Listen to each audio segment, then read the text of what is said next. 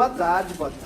Muito obrigado por vocês terem vindo hoje. Hoje a gente tem assim um cardápio especial, a gente tem algo que, sei lá, pra mim é jogo baixo, balinha de goma, né? Como infinito, tem várias mesmo e muito açúcar no seu sangue. E hoje é uma ocasião especial porque a gente vai trabalhar com radioatividade, vai trabalhar com partículas subatômicas, que são coisas bem fáceis e que, para nossa alegria, sempre aparecem de forma bem abundante na prova da URGS em particular. Então é uma matéria ótima assim, para a gente acertar, para a gente garantir e, enfim, pontuar bastante na prova. Uma pequena observação, queridos, eu sei que agora tem que fazer aquele papel chato do professor, né, da reunião de pais, mas assim, eu passei um micro simuladinho para vocês de 5 questões que são muito importantes, e aí você precisa entrar, você precisa resolver, né, um simuladinho online e tal. E quando alguém resolve, para minha alegria, vem uma mensagem de satisfação, fulano resolveu. Fico muito feliz. Só que essa mensagem chegou assim em raríssimos casos nesse período que o senhor passou. Das nossas, né, 66, 7 estudantes que a gente tem, 21 apenas fizeram. Exato, recebi 21 mensagens. E para minha alegria, as 21 pessoas que abriram a lista, fizeram a lista. Isso é uma coisa muito boa. Porque antigamente 21 abriam, as pessoas olhavam, desistiam, 2 resolviam. Né? Então isso já é um progresso muito grande. Então eu vou pedir, por favor, que vocês façam para não deixar acumular. Afinal, como vocês devem ter percebido, eu já postei mais 80 exercícios de sistemas materiais. Por quê? Tipo, vai ter vida social, não quer amigo, arranja uns meus pra ti, né? Alguma coisa assim, apresenta alguém. Não é isso, pessoal. É porque tem algumas matérias que só com muito exercício para você ter segurança. Sistemas materiais e ligações químicas são as vilãs desse livro, por incrível que pareça.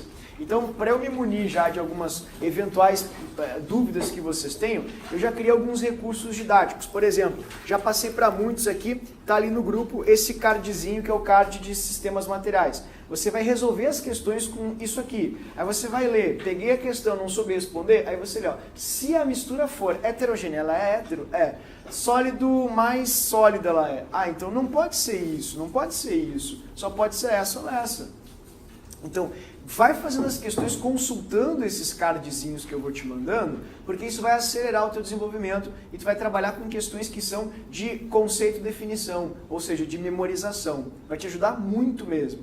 Depois que você usou bastante e você se sentiu confortável, não precisa mais usar, você abandona isso, que é como tirar as rodinhas, como eu já te usei de metáfora em várias outras ocasiões, você já consegue andar sem maiores problemas, consegue desenvolver a matéria com bastante facilidade. Tudo bem? E por que eu estou falando isso? Porque se você baixar esse aplicativo aqui, ó, que eu estava falando para o pessoal, que é o Paper, esse que está aqui embaixo, tá vendo? Paper, o nome dele. É bem bom, Paper. É bem fácil, você faz cadernos. Aí você tem um caderno virtual, aí você tem o caderno do livro 1. E aí você consegue organizadamente colocar todos os cards que eu vou te mandando, fazendo uma planilha, uma fichinha, como se fosse uma, sei lá, uma pastinha virtual. E aí, por exemplo, tu está tendo aula de, sei lá, inorgânica, como eu estava mostrando. Daí tu já sabe exatamente onde cada parte da inorgânica está e tu sabe onde consultar para resolver as questões que tu tem dúvida. Dessa forma, tu não procura no Google, não procura videoaula, não fica, sei lá, atrás, por exemplo, mandando uma mensagem para mim e, tipo, o professor está em aula, demorou muito tempo para responder, o Thiago nunca responde e tal, demorou muito. Então, tem N problemas logísticos que podem acontecer, que podem coibir o desenvolvimento de vocês, a aprendizagem de vocês. Isso eu não quero que aconteça em hipótese alguma. Então, por favor, baixem esse aplicativo se vocês puderem e eu vou mandando aos pouquinhos essas fotos no final de cada unidade para você completar a sua pastinha e resolver o máximo possível de exercício com mais tranquilidade. Certo? A aula de hoje, queridos, é uma aula bem simples, como eu te falei, a gente vai começar com uma parte que realmente não cai quase em lugar algum, que é a parte do modelo atômico atual. O modelo atômico atual é um compêndio de probabilidades, equações matemáticas, hipóteses, para algo que não é efetivamente concreto, algo que é abstrato, ou seja, o átomo. Afinal, ninguém nunca viu um átomo, só a matemática nos possibilitou enxergar algumas coisas, mas de fato a tecnologia nunca nos mostrou efetivamente como esse átomo é. Então, essas questões aqui, elas não caem nas provas mais comuns. Por exemplo, a URGS não pode cobrar isso aqui. Como não? Ela faz o que ela quer, ela é uma instituição de excelência. Não, é que tem uma coisa chamada edital. E se no edital não tá, não pode cobrar. Então você não pode encontrar nada sobre orbital na prova. Então isso não cai na prova do URGS. Enem, muito menos. O Enem não trabalha muito com atomística. Aí a UFSC não é de costume. né? Até o ITA, inclusive, cobra modelos atômicos de maneira mais tradicional, como foi uma das questões do tema que vocês provavelmente tenham visto no tema passado, na questãozinha do ITA. Então, por que eu tenho que ver isso? Porque talvez em alguma prova, sabe, esporádica que vocês façam por aí, sei lá, pode ter aquele ineditismo, eles possam citar para ti algum desses atomistas. Portanto, eu vou trabalhá-los de maneira bem objetiva para que vocês saibam o que é essencial sobre cada um. Vamos começar aqui com um dos mais importantes destes 4 atomistas, não é? Que contribuíram para o modelo único chamado de modelo atual. O nome dele era Louis de Broglie, 1924. Ele fez talvez uma associação entre equações muito importante, e isso que eu vou fazer contigo agora, a prova de física da URGS cobrou alguns anos atrás. Pediu para que o aluno calculasse o comprimento de onda do elétron a partir da massa do elétron que eles te davam e da velocidade da luz. Ah, mas como é que eu ia fazer isso? Tu iria literalmente reproduzir os passos do de Broglie. De Broglie fez o seguinte: pensou na equação de Max Planck, aquela que na aula passada a gente conversou, traduzia cor em energia. Para o leigo, laranja é laranja. Para a gente, laranja é X joules. Porque essa equação que eu vou te passar aqui, ela te permitia transcrever espectros luminosos na forma de energia. É constante de Planck vezes a frequência. E teve um outro cidadão aqui, que foi Nobel também, o nome dele era Einstein, assim, tá vendo? Que fez uma outra equação muito famosa. E a equação de Einstein, todo mundo conhece, é a da teoria da relatividade, trazendo para o mundo da energia toda e qualquer coisa. Ou seja, energia é matéria, matéria é energia. O que o de Broglie fez foi a mesma coisa que o Maxwell fez na física. Maxwell juntou as equações de Faraday, as leis de Gauss, juntou as próprias equações dele, criando todo o compêndio de teorias sobre o eletromagnetismo. O de Broglie fez isso também, mas com a parte quântica. Ele simplesmente pensou, energia é igual a energia, né? Energia é energia. Sim, então vamos lá, vamos nos entreter. A energia de Planck é constante de Planck vezes a frequência. E a energia de Einstein é massa vezes velocidade da luz aqui ao quadrado, que vai ser igualado à equação de Planck. Então, dessa forma, se a gente abrir um pouquinho mais aqui essa equação, tivermos um pouquinho mais de boa vontade nessas equações, a gente consegue enxergar a frequência de uma maneira diferente. Frequência vem de uma equação da física clássica, que é velocidade é igual ao comprimento de onda vezes a frequência dessa onda. Então, quando eu quero medir a velocidade de uma onda, basta eu multiplicar o comprimento dela pela frequência. Como vocês têm a frequência nessa equação, nós podemos passar o comprimento de onda para cá e você vai ter agora uma nova explicação para a frequência. A frequência vai ser igual a velocidade dividido pelo comprimento de onda. Vamos abrir agora a frequência aqui na minha forma. C dividido pelo comprimento de onda vezes a constante de Planck. Ok? Feito. E isso vai ser igual a massa vezes a velocidade ao quadrado. Ok? Queridos, por gentileza, esse C que você tem aqui em cima, ele vai passar para esse lado de cá, dividindo. E aí você vai ter C dividido por C. C dividido por C, como as bases são iguais, vai gerar para a gente uma clássica regra da divisão de potências. Quando você divide bases iguais, você conserva a base, então o resultado dessa divisão vai ser C, e você subtrai os expoentes. 2 menos o 1 desse C vai dar 1. Portanto, esse C aqui vai ser cortado da nossa equação. E você vai ter aqui, então, massa vezes velocidade apenas. Certo? Massa vezes velocidade. Posso ir embora já? Que diabos de um monte de letras, equações é isso? O que isso tem a ver com a aula de hoje, né? Calma, tu já vai entender. Então a nossa formulinha ficou desse jeito. Como a gente se pautou o tempo inteiro em tentar entender a relação das cores e das ondas, vamos ver o que ao isolar aqui o comprimento de onda, a matemática pode nos dizer. Então eu vou passar esse comprimento de onda que está aqui dividindo, para cá multiplicando. E essa massa vezes velocidade que está aqui multiplicando, eu vou passar para cá dividindo. E aí agora você vai ver algo muito interessante, escrito em forma de equação matemática. Você vai perceber que a constante de Planck dividido pela massa vezes a velocidade vai ser igual ao comprimento de onda.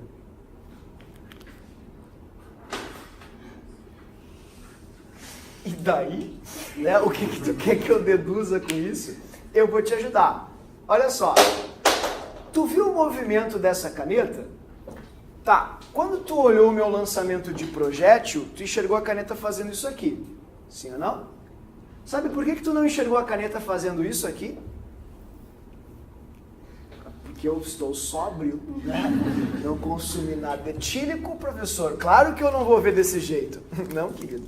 Sabe por quê? Olha a equação de de Broglie. A equação de de Broglie mostra que o comprimento de onda é inversamente proporcional à massa de uma partícula. Ou seja, quanto menor for a massa de uma partícula, mais onda ela é e menos partícula ela é. Quanto maior for a massa da partícula, menos onda ela é. Então, se ao jogar a caneta, tu não viu a caneta ficar balançando assim, é porque a massa dela é muito grande. Então, o comprimento de onda é muito pequeno. Mas se eu tivesse na minha mão um elétron e eu jogasse o elétron, tu enxergaria o elétron literalmente igual a uma onda. E isso acaba com uma das grandes teorias da química, de que elétrons são bolinha. Infelizmente, queridos, elétrons não são bolinhas. Elétrons são onda-partícula. Ou seja, eles estão muito mais próximos da luz do que efetivamente próximos de uma partícula. E foi isso que esse amontoado de fórmulas pôde nos dizer. E não se sintam assim, tipo, acuados ou coisa do tipo. Em química, vocês nunca vão precisar fazer isso. Mas como eu te falei, em física, há poucos anos atrás, eles te deram essas duas equações que eu te dei aqui em cima, a constante de Planck, e disseram assim: calcule qual é o comprimento de onda do elétron a partir da sua massa. Então você tinha que fazer tudo isso para acertar a questão de física moderna, infelizmente. Tudo bem? Mas é fato, se o aluno lembrasse que como a massa do elétron é muito pequena, o comprimento de onda tem que ser muito grande. Só com isso já eliminava 3 alternativas brincando, sem maiores problemas. Então, o que o de Broglie acabou de nos dizer, queridos, foi isso aqui. O elétron é onda e partícula. Elétron é onda-partícula. Esse é o clássico teorema ou fórmula de de Broglie.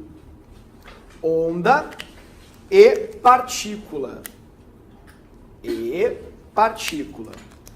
O elétron é bolinha? Não. O elétron está muito mais próximo da luz do que efetivamente de uma partícula, por causa da sua massa desprezível. Tudo bem? Partícula. Dessa forma. Tem nome aí essa teoria? Sim, é a teoria do comportamento dualístico do elétron. Ou seja, ele se comporta tanto como onda, tanto como partícula. Mas como a massa dele é muito, muito pequenininha, ele é muito mais onda do que partícula. Tudo bem, queridos? Então, de forma pragmática, o que esse conhecimento pode nos dizer? Basicamente que elétrons não são bolinhas, e sim são feixes que ficam literalmente como ondas ao redor do núcleo. Então, eu vou colocar aqui em cima para ti qual é a grande novidade de de Broglie, é justamente elétron com comportamento dualístico. Elétron com comportamento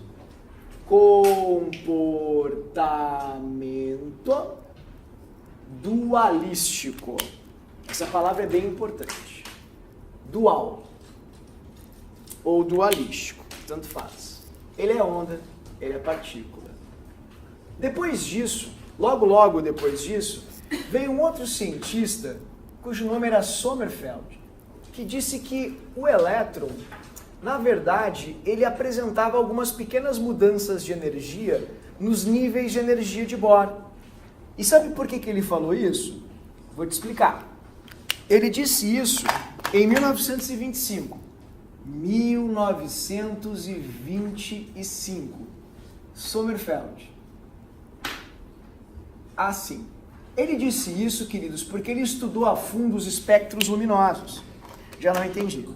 Aqueles da aula passada, que a gente tem até na página anterior, o professor falou bastante para ti sobre eles, a gente viu os testes de chama e tal. Ele estudou bastante a fundo isso e ele percebeu que com análise apurada, esses tracinhos que são chamados de espectros de emissão de luz descontínuos, porque eles não têm uma continuidade, eles param preto, e assim vai.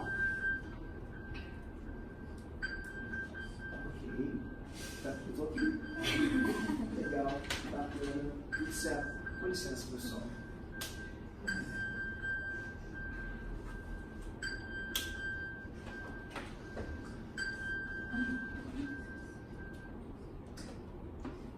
Pronto, que bom. Aí agora agradecer. Que coisa maravilhosa.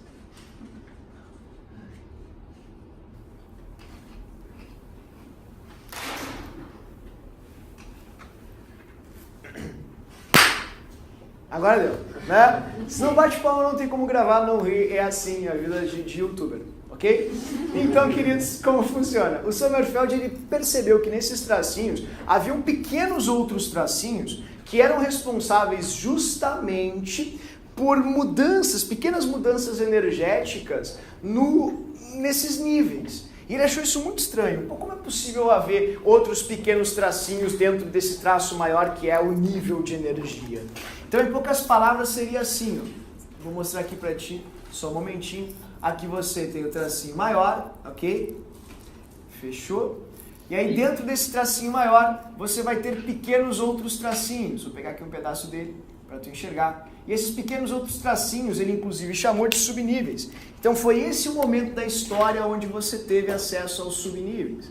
Ele foi o descobridor dos subníveis. Porque se haviam pequenos outros tracinhos com cores diferentes e energias diferentes, evidentemente esses pequenos outros tracinhos com cores diferentes e energias diferentes mostravam alterações nas rotas do elétron ou no momento angular do elétron. Ah, daí tu me quebrou as pernas. Como é que eu vou saber o que é isso? Mas o professor falou para vocês. Lembra que na aula passada eu falei para ti que o Bohr quantificou o momento angular? Ou seja, ele disse assim, pessoal, o elétron faz voltinhas, isso é um momento angular, e são círculos perfeitos. O Sommerfeld disse o contrário. Ele falou que o elétron não faz um círculo perfeito como tu pode ver aqui. Não, ele faz círculos perfeitos e círculos imperfeitos. Como assim, professor? O que é um círculo imperfeito? Genial, ótima pergunta. Se chama de elipse. Então, o movimento do elétron, ele é circular e elíptico. É assim que o elétron transita ao redor do núcleo. Então, você vai ter um núcleo positivo aqui e você vai ter o elétron traçando esse movimento circular e elíptico. Então, pessoal, muitas questões tentam, dificultar a vida do aluno. Rutherford disse que o elétron apresentava órbitas circulares e elípticas. Tá errado. Errado. Aqui você tem uma órbita circular no modelo de Rutherford e ponto. A ideia de órbitas elípticas veio apenas com o descobrimento ou a descoberta dos subníveis, que eram essas pequenas nuances energéticas que haviam nos níveis eletrônicos. Então não esqueçam disso, isso é bem importante para alguma questão de Rutherford e talvez seja a única informação sobre o modelo atual que vocês terão em alguma prova, porque como eu te falei, o modelo atual não é muito cobrado, praticamente as provas esquecem. Certinho? Depois dessa ideia das órbitas elípticas, por causa da existência dos subníveis, de pequenas variações energéticas, mas que coisa séria, pessoal. O que acontece? Você tem ali também Ok, beleza. Eu estou sendo perseguido. Você tem também algo bastante simples, que é a descoberta, pessoal, de uma imprecisão dentro dessas medidas. Eu vou tentar me fazer entender. Observem bem. Ó, tudo até então era bem expresso a partir de equações matemáticas, as pessoas acreditavam porque tinham fundamentação teórica, e a todo mundo, todos os cientistas acreditavam que você poderia matematizar todo e qualquer fenômeno natural. Falei para vocês da briga, inclusive, clássica entre o Einstein e o Bohr, na qual o Bohr se saiu campeão, digamos assim, por causa de um aluno brilhante que ele tinha chamado Heisenberg. E é sobre o Heisenberg que a gente vai conversar agora.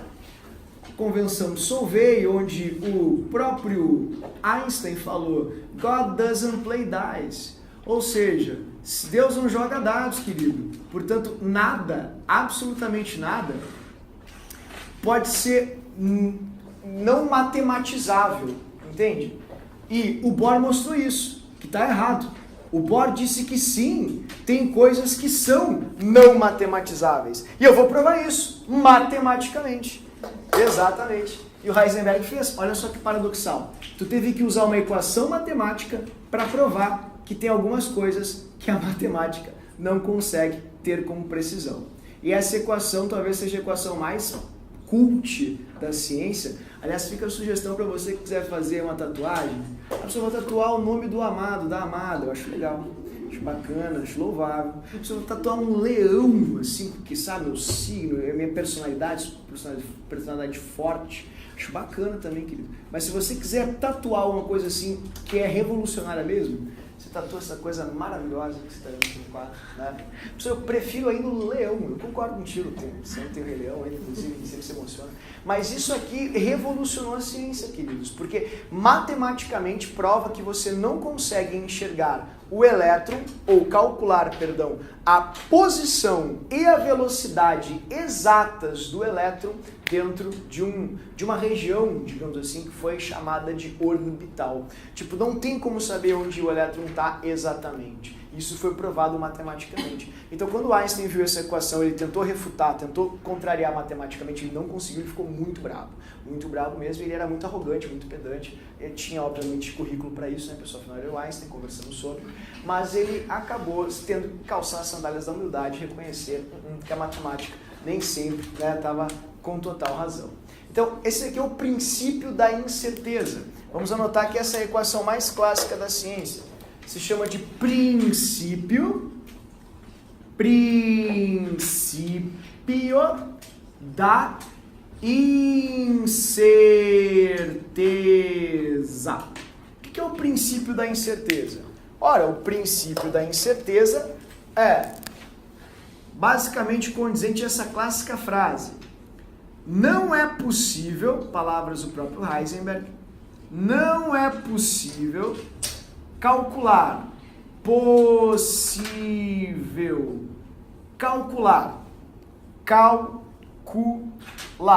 a posição. Esse aqui é o fator do princípio da incerteza. O x é referente ao momento, que é a posição vezes a velocidade. H é a constante de Planck, H cortado é a constante de Planck sobre 2π. E aqui tem um 2 para dar o retoque final na fórmula.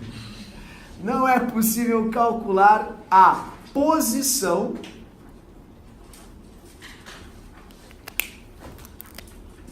exata do elétron,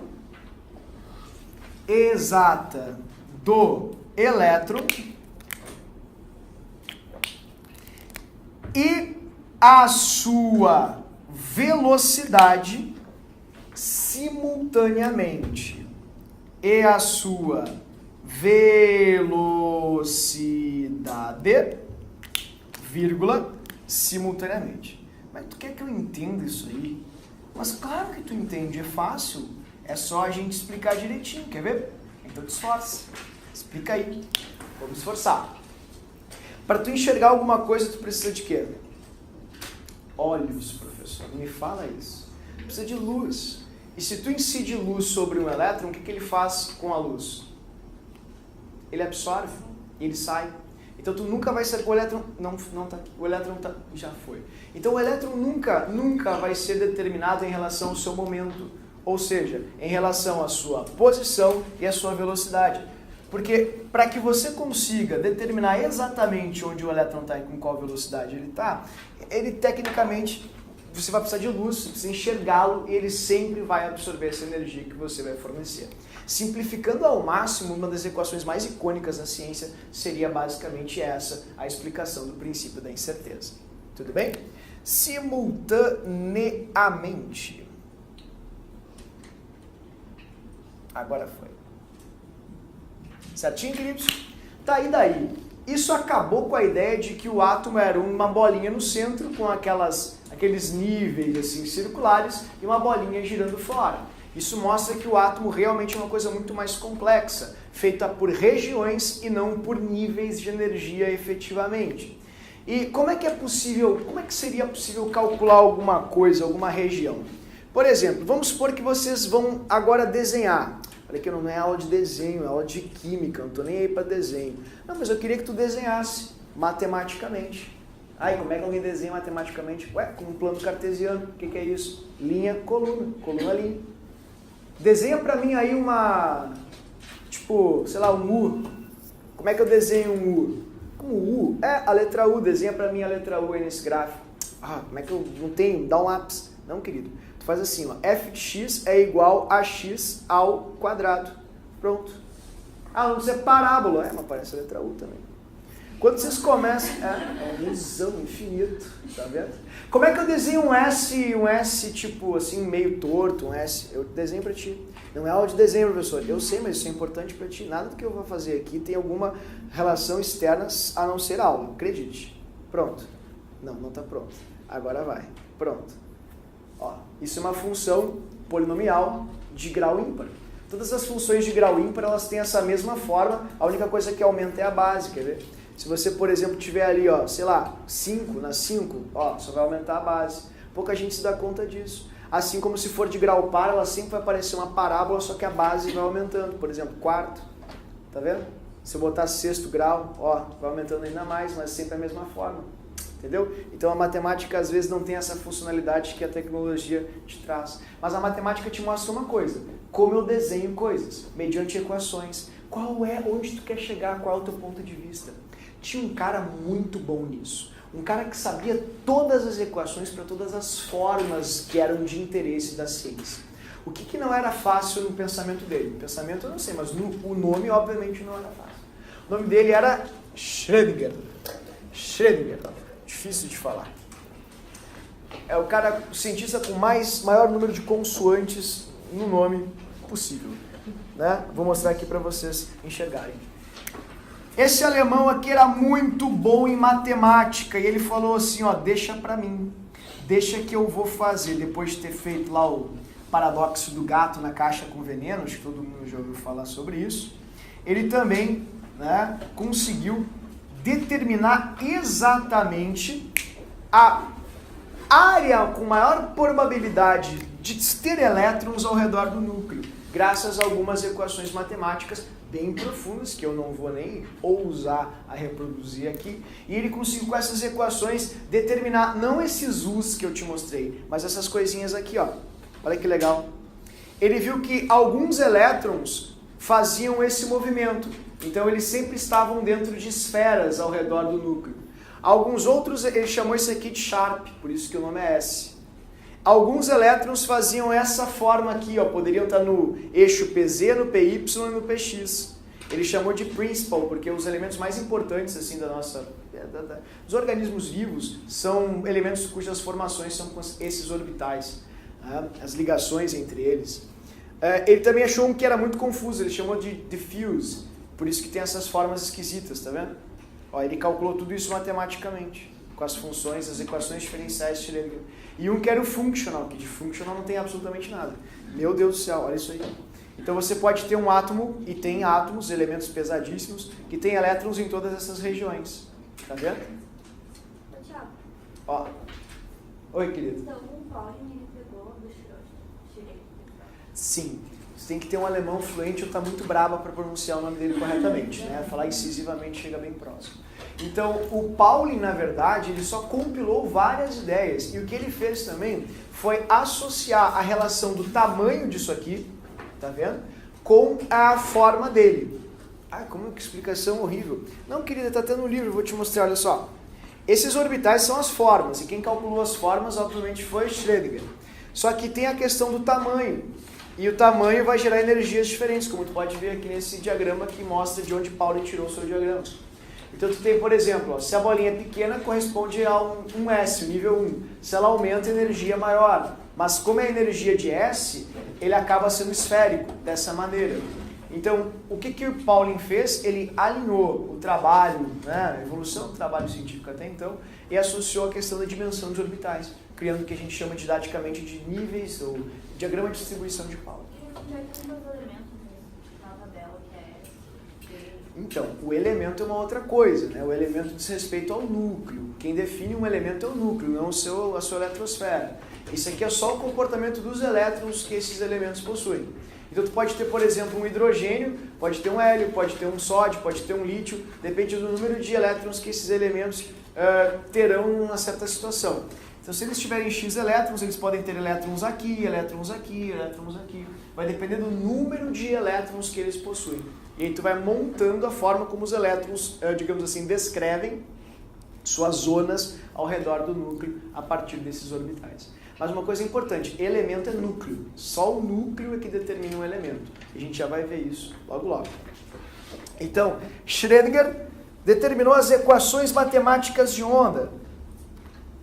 Ele trouxe o átomo como um modelo matemático e probabilístico. Átomo como modelo matemático e probabilístico. Matemático e probabilístico. Isso é bem importante. E probabilístico. Ok? Probabilístico. Por quê? Babilístico. Porque ele criou uma zona chamada de orbital, matematicamente. Orbital. Então, quando você usa a palavra orbital, você está falando de uma região ao redor do núcleo onde provavelmente existam elétrons. E essas regiões podem ter todas essas formas que vocês estão enxergando aqui no quadro e que eu mostrei com o simulador há pouco tempo para vocês. Então, o orbital, queridos, é uma região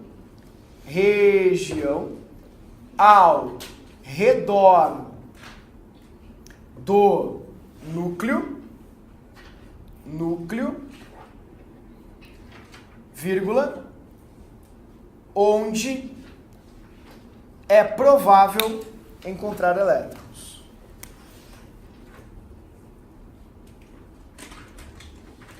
Ou é provável que se encontre elétrons.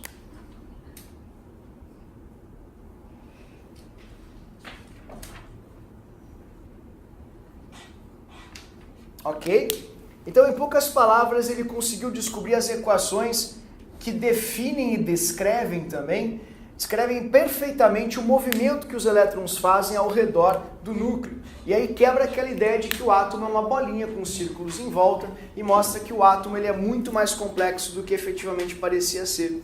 Tanto que, olha que engraçado, a tecnologia mostrou o átomo dessa forma pra gente. Isso é um microscópio de força atômica, que faz uma técnica de microvarredura por tunelamento. Ou seja, ele emite umas ondas eletromagnéticas que é tipo um sonar, e ele captura a reflexão dessas ondas. E ele mapeia a superfície das coisas. E isso aqui é um átomo, foi o máximo que a gente conseguiu com um microscópio mais assim, incrível que já fizeram na história da ciência. Só que graças à matemática a gente sabe que o átomo ele é exatamente assim como vocês estão enxergando. Ele tem um núcleo lá no centro, como você está vendo, esse aqui é o núcleo atômico, e ao redor você tem uma região esfumaçada, uma nuvem onde existem os orbitais atômicos. E a gente conseguiu chegar mais a fundo ainda, sabendo a forma que essas nuvens podem ter, como eu mostrei para vocês.